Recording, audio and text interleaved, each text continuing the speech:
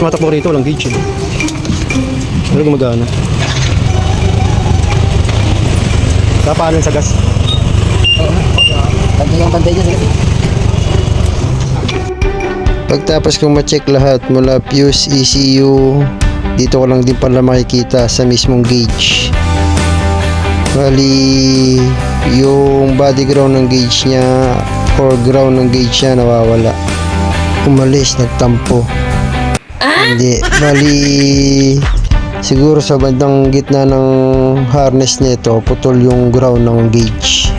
Pwede na lang talaga nakita natin diferensya.